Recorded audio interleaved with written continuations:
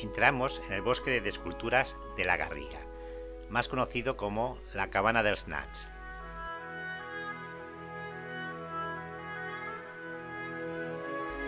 Nos encontramos con Heidi.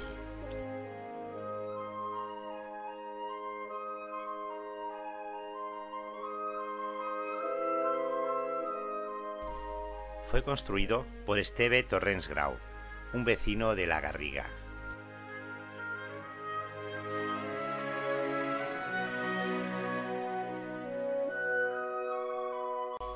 Y esta es la cabaña de Blancanieves, donde vivía junto con los 7 enanitos.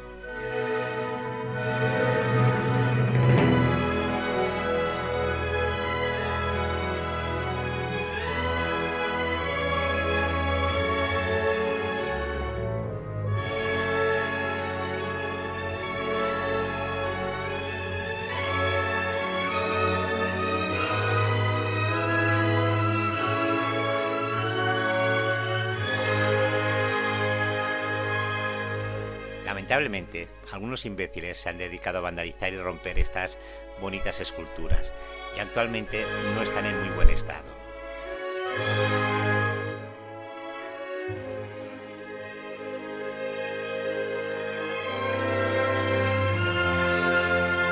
Vamos a ver a King Kong, que con los brazos levantados nos está saludando.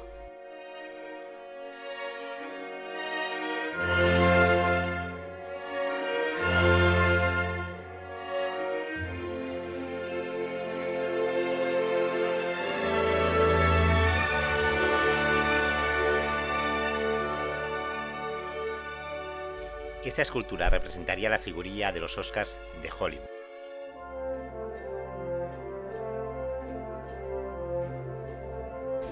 A este imponente dragón, por desgracia, le han roto la cabeza.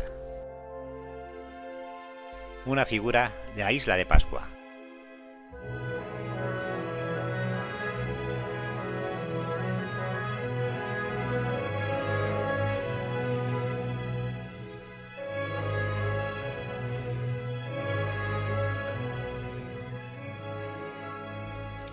El rey de la selva, en este caso del bosque.